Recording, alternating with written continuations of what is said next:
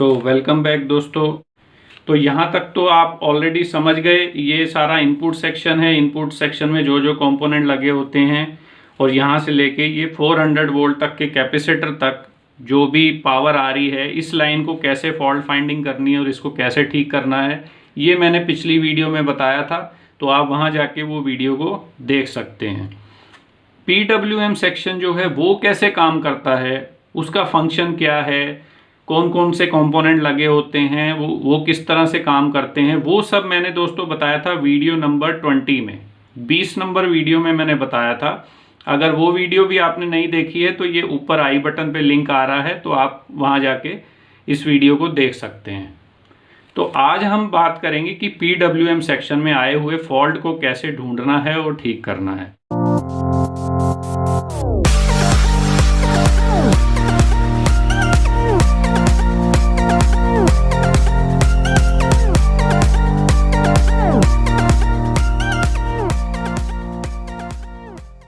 तो इसमें दोस्तों ब्रिज रेक्टिफायर के बाद में, जैसे ये हमने ब्रिज रेक्टिफायर बना लिए यहाँ पे, इसके बाद में यहाँ हमारा एक DC कैपेसिटर लगा होता है दोस्तों।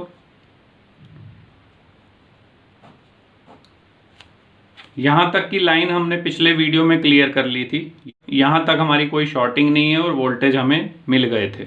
अब इसके आगे का सेक्शन हमें चेक करना है। तो एक बार हम पहले सेक्शन को मैं एक बार दोबारा से ड्रॉ कर देता हूँ ताकि समझने में आपको आसानी हो।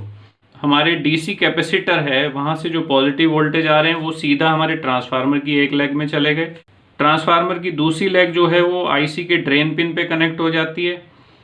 IC की जो ग्राउंड पिन है वो इसके DC कैपेसिटर के ग्राउंड से कनेक्टेड होती है। इसी ग्राउंड से एक लो वैल्यू की रेजिस्टेंस लगा के करंट सेंस पिन पे दी जाती है। और एक जो पिन होती है VCC की पिन, जो कि IC की पावर की पिन होती है, जिससे IC को काम करने के लिए पावर मिलती है। तो वो पावर हम जो मेन जो पॉजिटिव लाइन जा रही है DC कैपेसिटर की, वहां से ये 1 मेगा ओम या 2 मेगा ओम तक की रेजिस्टेंस लगा के यहाँ पर VCC पिन पे दी जाती है। ये जो प्राइमरी की जो कॉइल है, इसके साथ में यहाँ पर एक ऑक्सिलरी कॉइल भी होती है, जिसका एक एंड जो है इसको ग्राउंड किया होता है हमने, यानी कि ये जो ग्राउंड पिन आ रही है यहाँ से, ये सीधा इस पे कनेक्टेड रहती है। और दूसरा जो सिरा है इसका, यहाँ पर दोस्तों एक डायोड लगाया जाता है और एक यहाँ पर कैपेसिटर लगा दिया जाता है। ये नेगेटिव हो गया, ये पॉजिटिव हो गया कैपेसिटर का। जब स्विचिंग होती है तो इस कॉइल में भी वोल्टेज इंड्यूस होते हैं, तो उस वोल्टेज को यहाँ पर फिल्टर करके यहाँ से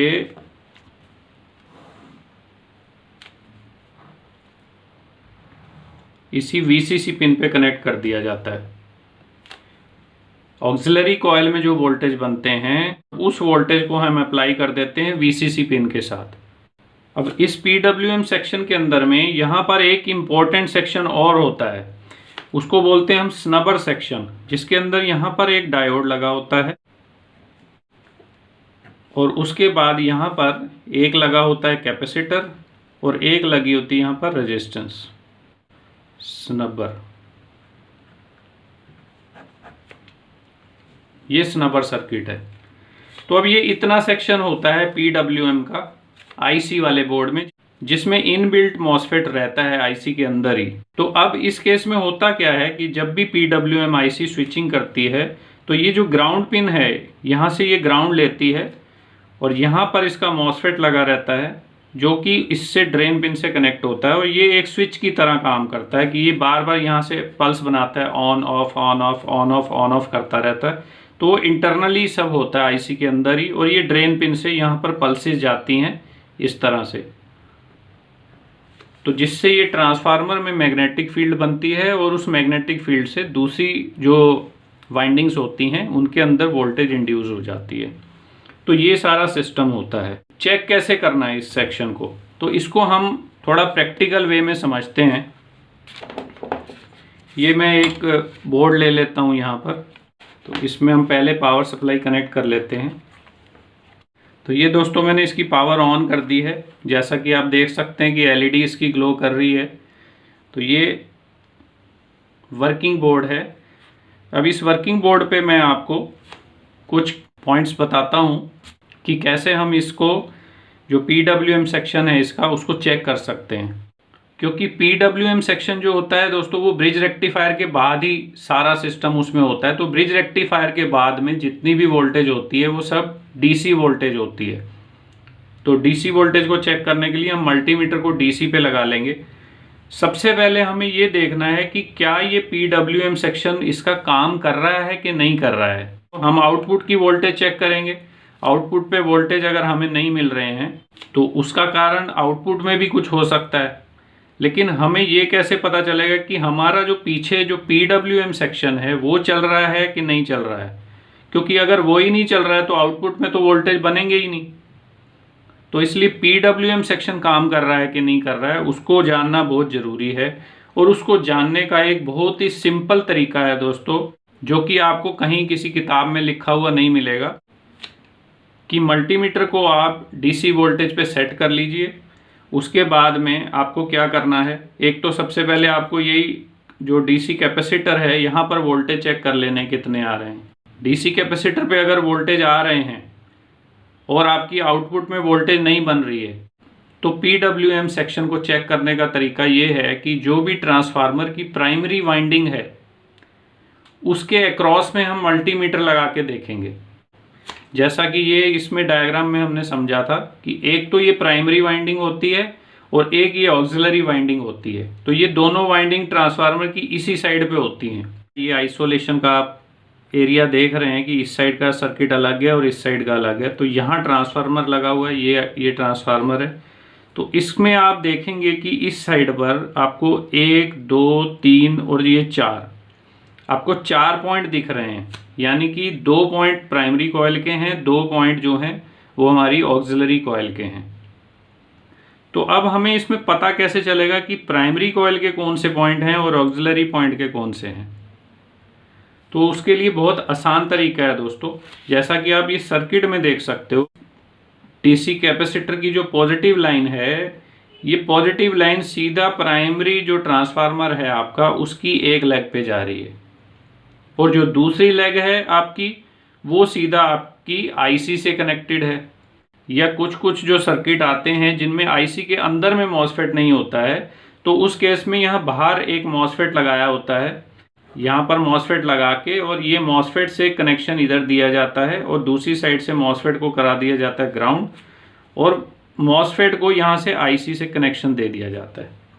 तो दोनों केसेस में क्या है कि प्राइमरी कॉइल को आइडेंटिफाई करने के लिए आपको ये देखना है कि कौन सी कॉइल, इसमें से कौन सी कॉइल है जिसमें ट्रांसफार्मर की एक लेग जो है वो आपकी DC कैपेसिटर के पॉजिटिव से कनेक्टेड है और नेगेटिव लेग अगर आपके सर्किट में मॉसफेट लगा है तो मॉसफेट पे कनेक्ट रहेगी और अगर वो मॉसफेट के बिना वाला सर्किट है तो वो सीधा आपकी IC पे कनेक्ट होगी।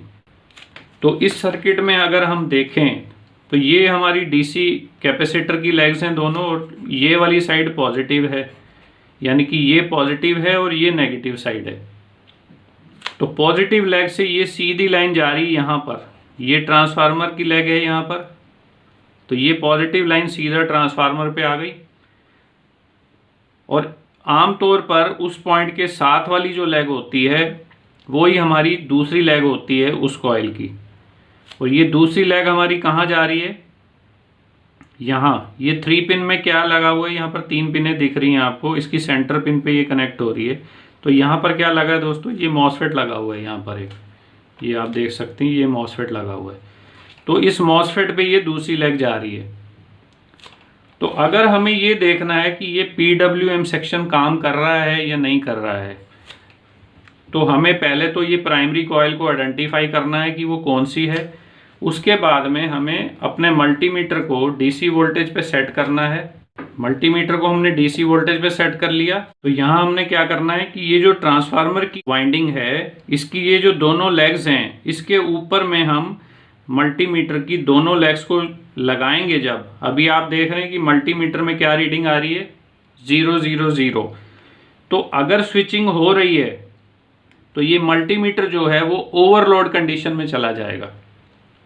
ओवरलोड यानी क्योंकि ये फ्रीक्वेंसी को सपोर्ट नहीं करता, ये बेसिक मल्टीमीटर है यहाँ पर स्विचिंग फ्रीक्वेंसी जो है वो काफ़ी हाई रहती है दोस्तों, और वो हाई फ्रीक्वेंसी जो है वो इस मल्टीमीटर की रेंज से बाहर चली जाती है, जिसकी वजह से मल्टीमीटर जो है वो ओवरलोड कंडीशन में चला जाता है।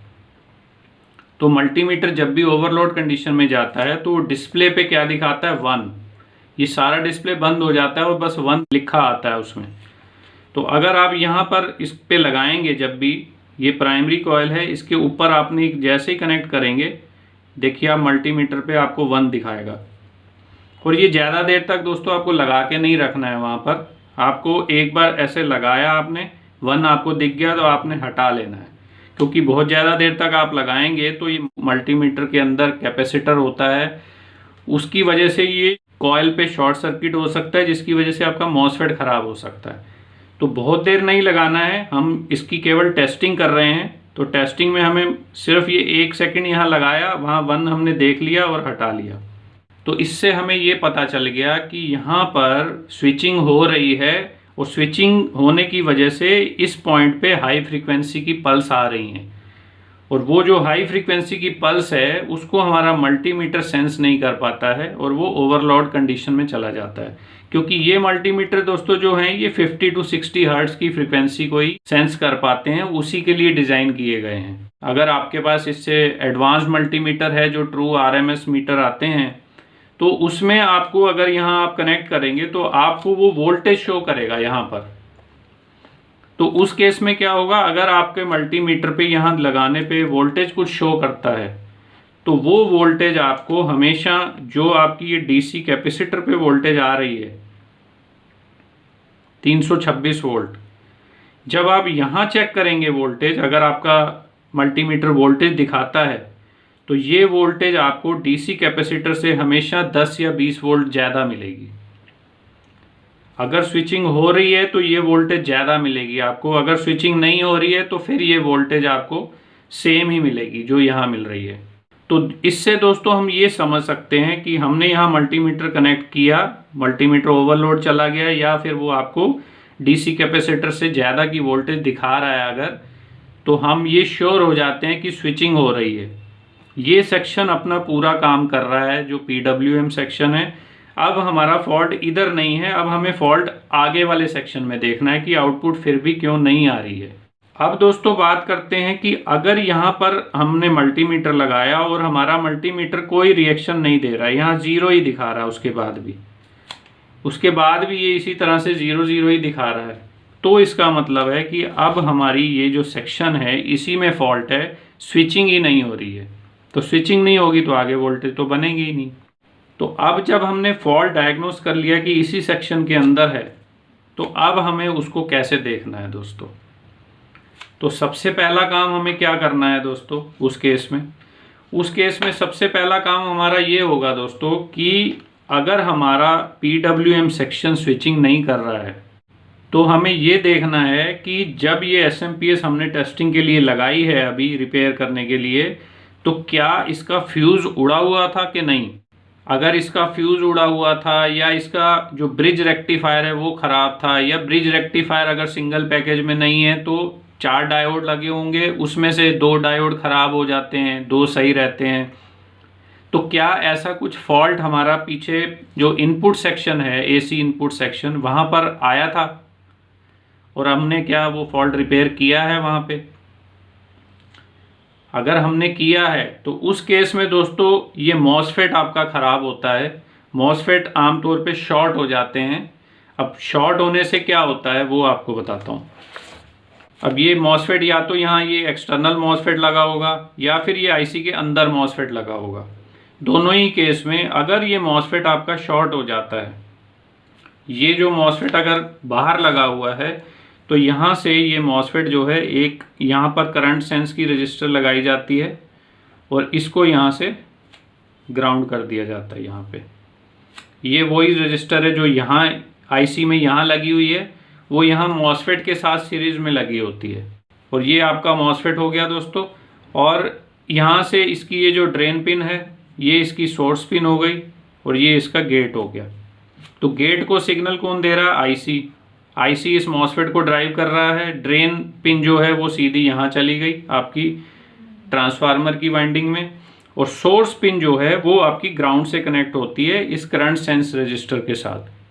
तो अगर मॉसफेट शॉर्ट हो जाता है तो उस केस में क्या होता है कि ये जो ड्रेन की पिन है ये अंदर से इंटरनली इसके सोर्स की पिन के साथ में कनेक्ट हो जाती है। उसी तरह से अगर आपकी आईसी के अंदर मॉसफेट इनबिल्ट है तो अंदर से ही ये शॉर्ट हो जाता है आईसी। तो ये मॉसफेट अंदर से ही शॉर्ट हो जाता है, बाहर लगा है तो बाहर वाला मॉसफेट शॉर्ट हो जाता है। ये बहुत कॉमन प्रॉब्लम होती है एसएमपीएस के पीडब्ल्यूएम सेक्शन में, मॉसफेट आमतौर पे ख़राब हो जाते हैं। तो जब मॉसफेट शॉर्ट हो जाता है तो क्या होता है दोस्तों, अब मॉसफेट कहाँ कनेक्टेड है, ये यहाँ से आपके जो डीसी कैपेसिटर है यहाँ से ग्राउंड की लाइन आ रही है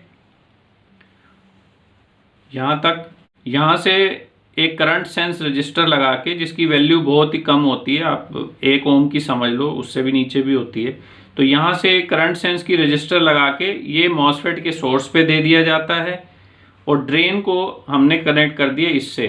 और जब मॉसफेट शॉर्ट हो गया तो ये जो ग्राउंड लाइन है ये यहाँ से सोर्स से निकल पास ऑन होके और ये ड्रेन पे आ जाती है और ड्रेन से इस ट्रांसफार्मर की कॉइल में से होते हुए ये सीधा जो कैपेसिटर की जो पॉजिटिव लाइन है हमारी यहाँ पहुँच जाती है। तो ये एक तरीके से क्या होता है दोस्तों कि नेगेटिव लाइन यहाँ से होती हुई और वापस पॉजिटिव में आ गई, तो यहाँ पर एक तरह का शॉर्ट सर्किट की कंडीशन बन जाती है।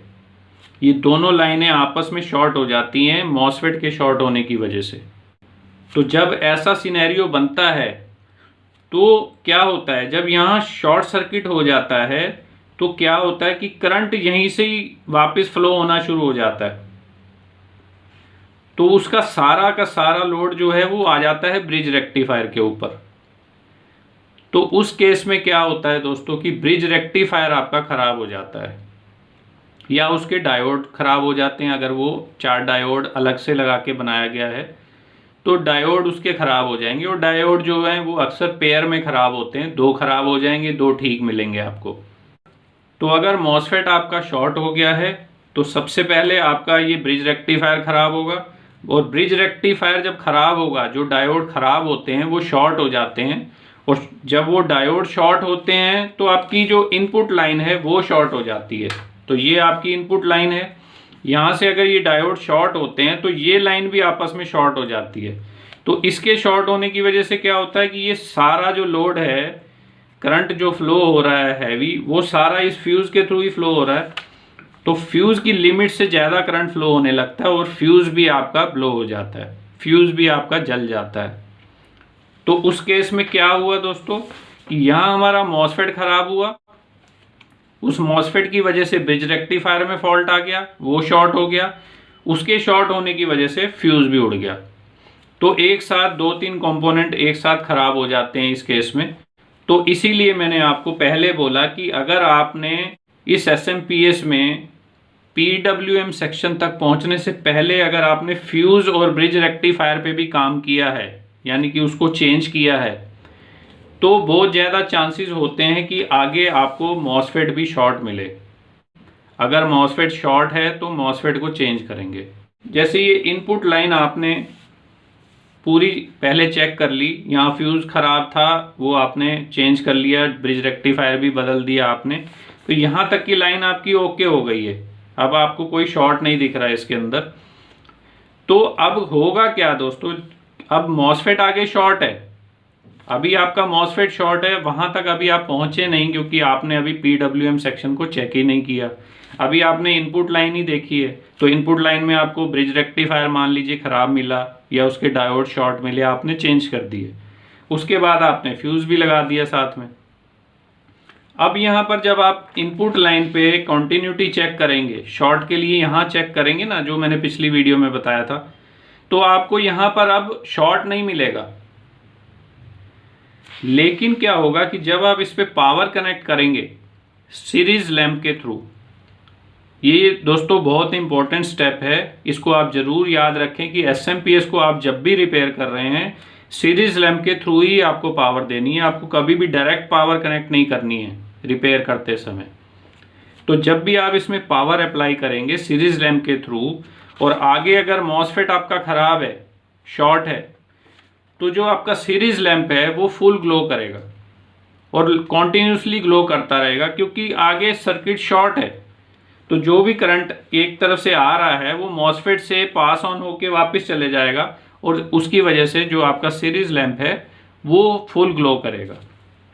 तो जब भी सीरीज लैंप फुल ग्लो कर रहा है और इनपुट सेक्शन आप ऑलरेडी चेक कर चुके हो कि उसमें कोई शॉर्ट नहीं है, और फिर भी अगर आपका सीरीज लैंप ग्लो कर रहा है, तो उसका मतलब ये है दोस्तों कि आपके डीसी कैपेसिटर के बाद PWM सेक्शन में अब कुछ फॉल्ट है, वहां पर शॉर्टिंग है। तो उस केस में आपको पावर वापस डिस्कनेक्ट कर देनी है और आपको ये मॉसफेट को चेक करना है कि ये शॉर्ट तो नहीं है। अब वो मॉसफेट आपको कैसे चेक करने हैं दोस्तों, चलिए उस पे आते हैं। ये कॉन्टिन्यूटी मोड में मीटर को यहाँ पर लगा लिया। तो ये हमारा मॉसफेट है।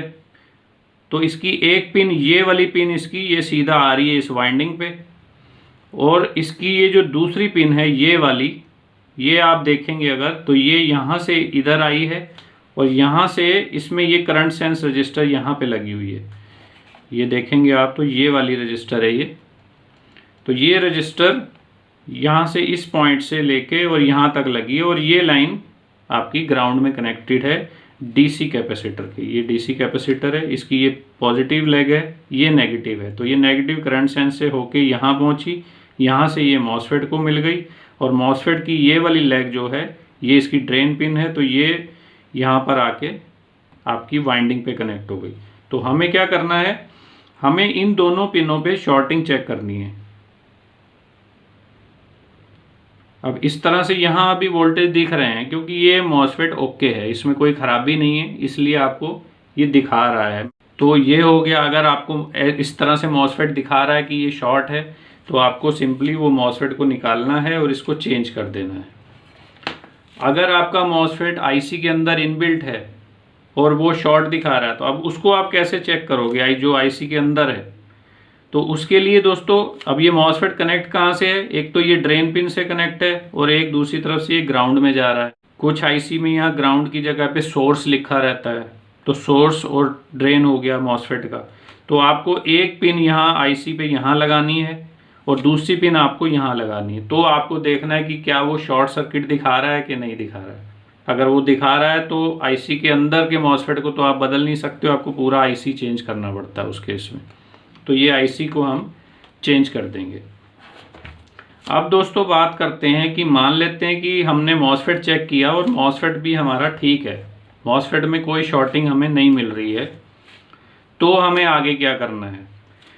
अगर मॉसफेट में हमें कोई शॉर्टिंग नहीं मिल रही है तो इसके अंदर दोस्तों एक वीसीसी कैपेसिटर लगा होता है। यहाँ पर जो सेकेंडरी वाइंडिंग पे जो कैपेसिटर लगा होता है इसको बोलते हैं वीसीसी कैपेसिटर। तो इस कैपेसिटर पे हमें वोल्टेज चेक करनी है पावर देकर। तो हम ये लगा लेते हैं। तो ये मैंने इसमें पावर अप्लाई कर दी दोस्तों। ये हमने ट्रांसफार्मर देखा था, ये इसकी प्राइमरी वाइंडिंग है, ये इसकी ऑक्सिलरी वाइंडिंग है। तो ये कैपेसिटर कहाँ लगा है, ऑक्सिलरी वाइंडिंग पे लगा हुआ है। तो ये इसकी ऑक्सिलरी वाइंडिंग है, तो हमें कैपेसिटर कहाँ मिलेगा, यहीं। ये वो कैपेसिटर है दोस्तों, ये वाला। तो इस कैपेसिटर पे हम इसकी वोल्टेज चेक करेंगे कि कितनी आ रही है यहाँ पे। तो हमें कितने वोल्ट मिल रहे हैं यहाँ पर, 8 वोल्ट। 8 वोल्ट हमें इस कैपेसिटर पे मिल रहे हैं। अगर वोल्टेज मिल रही है यहाँ पर तो इसका मतलब ये है कि आईसी को काम करने के लिए पावर मिल रही है।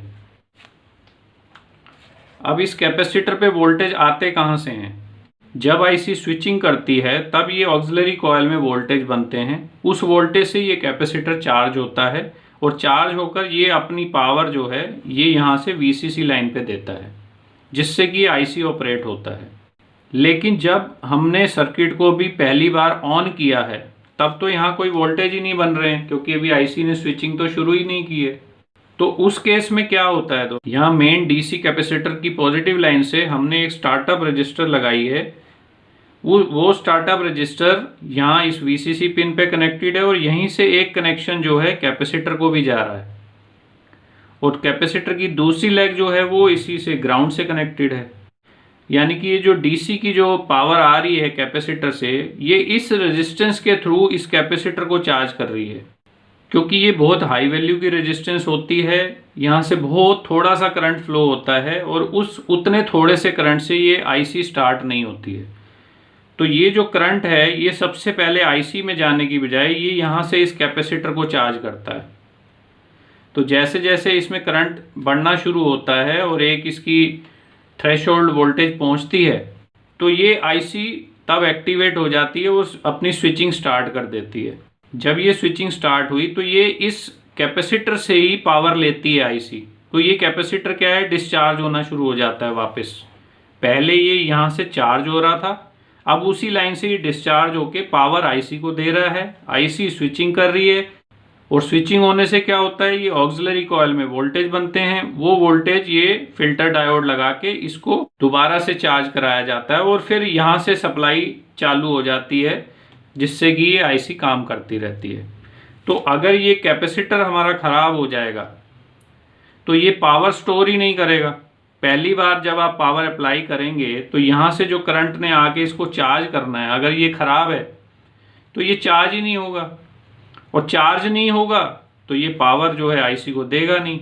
आईसी को पावर नहीं मिलेगी तो वो स्विचिंग स्टार्ट ही नहीं करेगी। ये कैपेसिटर अगर ख़राब हो गया है, ओपन हो जाता है या उसकी कैपेसिटेंस ही बहुत कम हो जाती है, क्योंकि ओवर द टाइम जैसे जैसे समय बीतता है कैपेसिटर जो हैं वो धीरे धीरे वीक होने लग जाते हैं।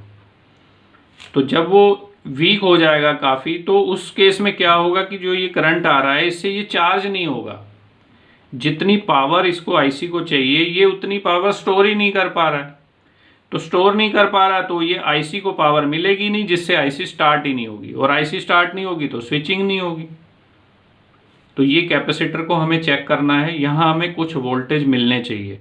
इसको कैपेसिटर को हम निकाल के बदल के भी देख सकते हैं। अगर आपके पास कैपेसिटर को टेस्ट करने वाला मल्टीमीटर है तो आप उसको निकाल के कैपेसिटेंस उसकी चेक कर सकते हैं। अगर वो सही दिखा रहा है तो उसको आप वापस लगा दें।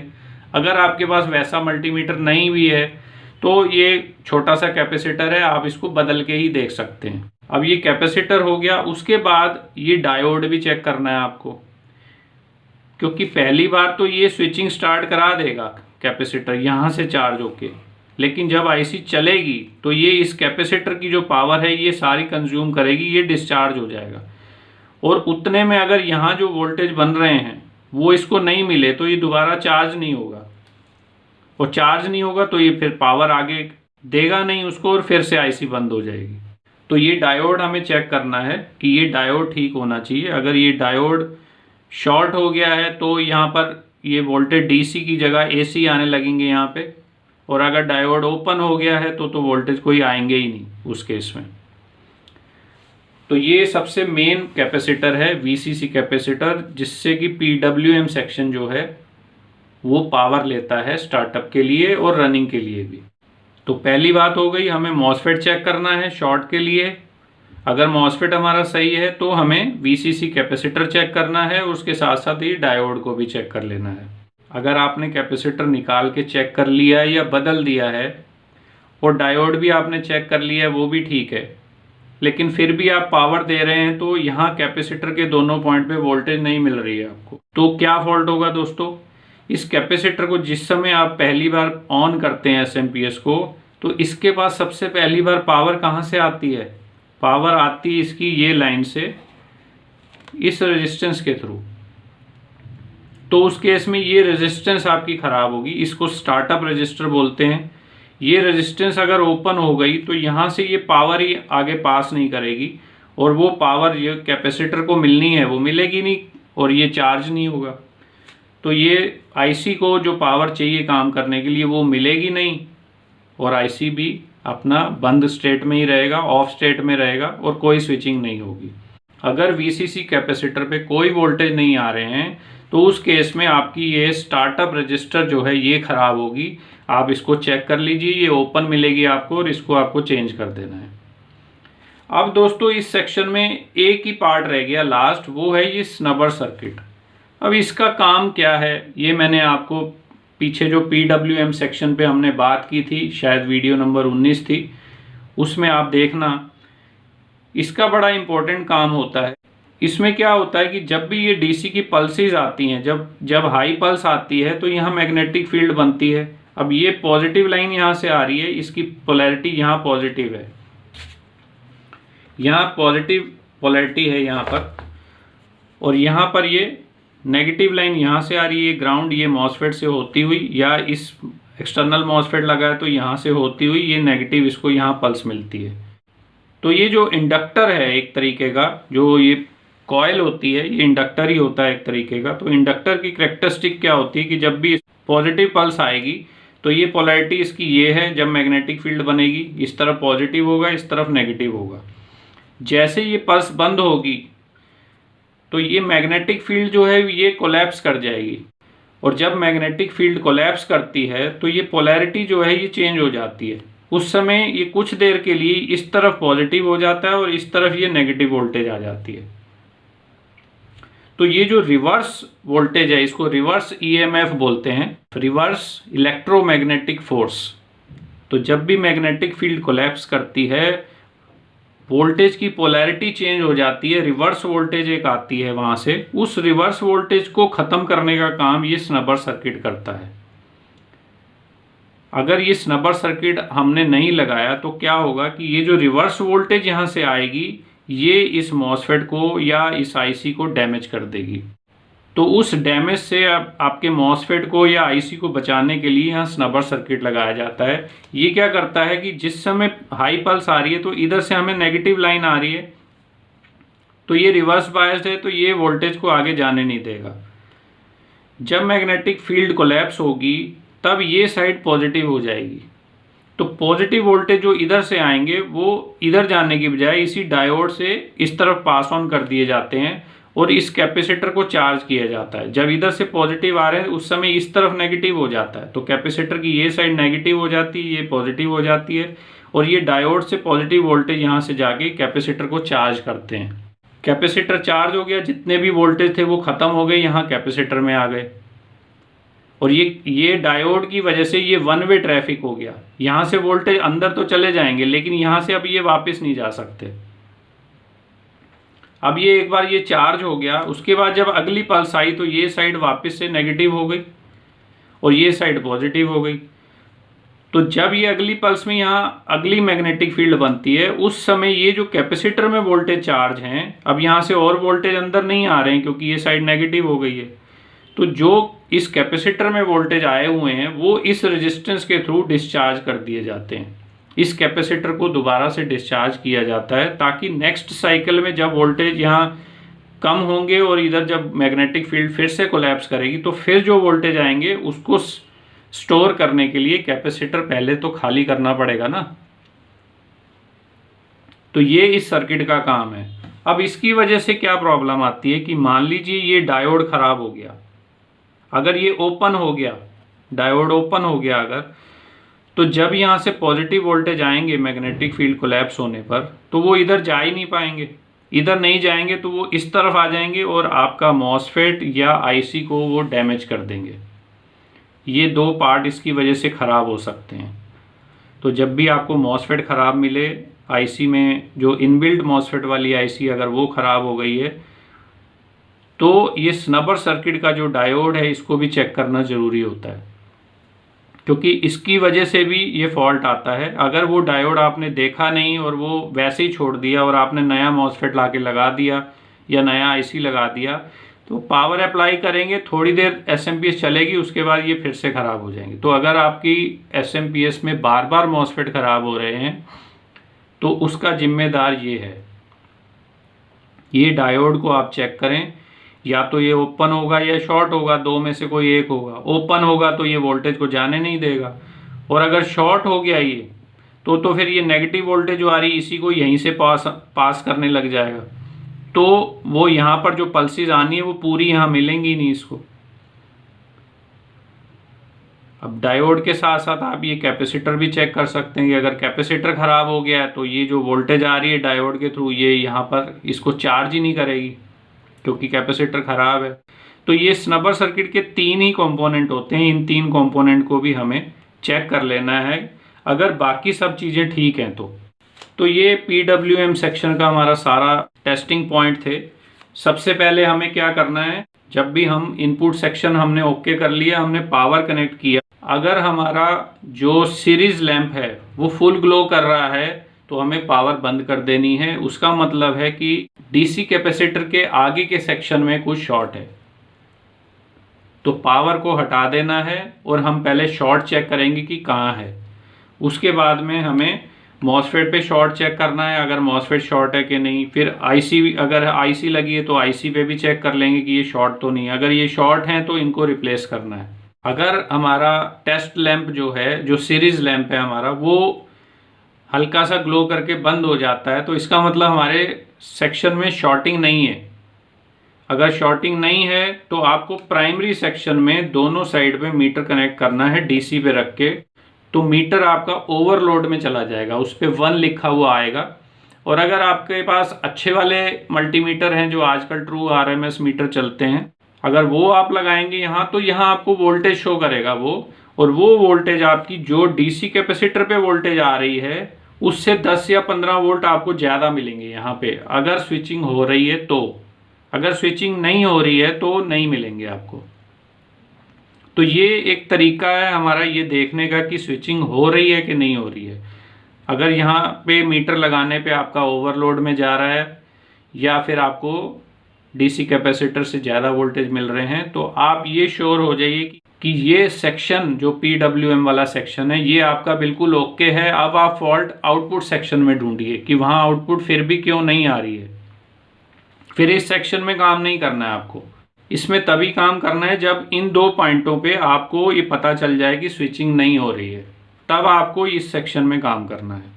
तो उम्मीद करता हूँ दोस्तों कि इस वीडियो में मैं PWM सेक्शन जो है इसको कैसे चेक करना है ये मैंने सब आपको एक्सप्लेन कर दिया, और आपको एक इजी मैंने टिप दे दी है कि किस तरह से 1 मिनट में आप ये चेक कर सकते हैं कि हमारा जो PWM सेक्शन है वो स्विचिंग कर रहा है कि नहीं कर रहा है। तो अगर वो PWM सेक्शन पे आपको स्विचिंग मिल रही है तो आपको PWM सेक्शन की तरफ देखना ही नहीं है। उसके बाद वो सेक्शन आपका ओके है। अब उसके बाद आपको अगले सेक्शन में काम करना है। तो इसी तरह से सेक्शन बाय सेक्शन आपको मैं टिप्स देता रहूँगा कि पूरा सेक्शन चेक करने की एक टिप क्या है कि कैसे पता चलेगा कि हमारा ये पूरे सेक्शन में जितने भी कंपोनेंट लगे हैं वो सारे कंपोनेंट ठीक हैं। इसी तरह से जो पीछे इनपुट लाइन थी वहाँ भी मैंने आपको एक टिप दी थी कि इनपुट लाइन के सारे कंपोनेंट को आप एक ही बार में कैसे चेक कर सकते हैं। उसी तरह से ये PWM सेक्शन में सारे कंपोनेंट को आप एक ही बार में कैसे चेक कर सकते हैं वो मैंने आपको इसमें बता दिया। अब इसके बाद हम अगले सेक्शंस पे बात करेंगे अगले वीडियो में। ठीक है दोस्तों, तो उम्मीद करता हूँ ये वीडियो आपको समझ में आई होगी, आपको पसंद आई होगी। पसंद आई है तो ज़रूर इसको लाइक करिए। अगर आपका कोई भी सवाल है या कोई पॉइंट आपको समझ नहीं आ रहा है, किसी भी चीज़ में आपको डाउट है, तो बिना झिझक आप नीचे कमेंट में लिखिए, मैं आपको उसका जवाब दूंगा और आपको पूरा समझाऊंगा। और वीडियो आप अपने दोस्तों के साथ शेयर भी कर सकते हैं, जिनका भी इंटरेस्ट इलेक्ट्रॉनिक्स में है आप उनके साथ शेयर करिए। और अगर आपने चैनल को अभी तक सब्सक्राइब नहीं किया है दोस्तों, तो चैनल को सब्सक्राइब कर लीजिए ताकि अगली जो वीडियोज़ मैं डालने वाला हूँ SMPS के अगले सेक्शंस की, उसके नोटिफिकेशन आपको तुरंत मिलते रहें। ठीक है दोस्तों, तो मिलते हैं अगले वीडियो में। Thank you for watching friends.